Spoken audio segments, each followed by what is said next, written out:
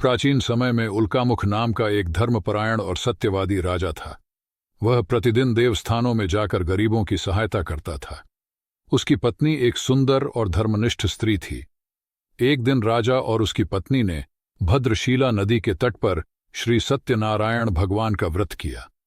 उसी समय वहां साधु नामक एक वैश्य आया जो व्यापार के लिए नगर से बाहर गया हुआ था। राजा को व्रत करते देख उसने व्रत का कारण पूछा। राजा ने उसे व्रत की महिमा बताई और कहा कि वह पुत्र प्राप्ति के लिए यह व्रत कर रहा है। साधु वैश्य ने व्रत की विधि सुनकर सोचा कि वह भी व्रत करेगा ताकि उसे भी संतान सुख प्राप्त हो। वह अपने घर आया और अपनी पत्नी लीलावती से संतान प्राप्ति के लिए व्रत का संकल्प किया। समय बीतने पर लीलावती गर्भवती हो गई और उसने एक सुंदर कन्या को जन्म दिया। उन्होंने उसका नाम कलावती रखा। लीलावती ने अपने पति को संकल्प की याद दिलाई, पर साधु वैश्य ने कहा कि वह कलावती के विवाह के समय व्रत करेगा। समय आने पर साधु वैश्य ने कन्या के लिए योग्य वर ढूंढा और उसका विवाह धूमधाम से किया, किंतु वह फिर भी व्रत करना भूल गया, जिससे सत्यनारायण भगवान क्रोधित हो गए और साधु वैश्य को श्राप दे दिया कि वह कठिनाइयों का सामना करेगा। विवाह के पश्चात साधु वैश्य अपने दामाद के साथ व्यापार के लिए समुद्र के किनारे रत्नसारपुर नगर गया।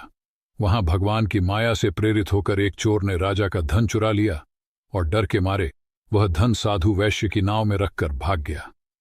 राजा के दूतों ने धन वैश्य की नाव में पाया, जिससे उन्हें चोर समझकर राजा के समक्ष प्रस्तुत किया गया और बिना कुछ सुने उन्हें जेल में डाल दिया गया। इधर घर पर लीलावती और कलावती को भी बहुत कष्ट सहना पड़ा। उनका धन चोरों ने चुरा लिया और परिवार आर्थिक संकट में पड़ गया।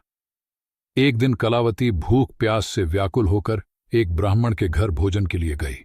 वहां उसने सत्यनारायण भगवान का व्रत देखा और कथा सुनी। घर लौटने पर उसने अपनी माता को व्रत के बारे में बताया।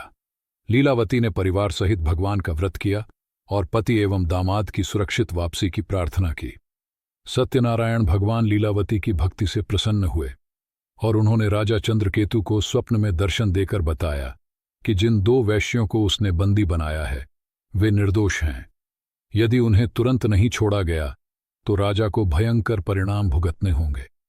अगले दिन राजा ने अपने स्वप्न के बारे में सबको बताया और दोनों वैश्यों को मुक्त कर दिया।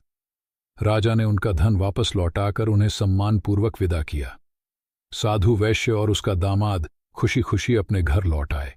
इसके बाद उन्होंने सत्यनारायण भगवान का व्रत विधिपूर्वक पूरा किया और भगवान का आशीर्वाद प्राप्त किया।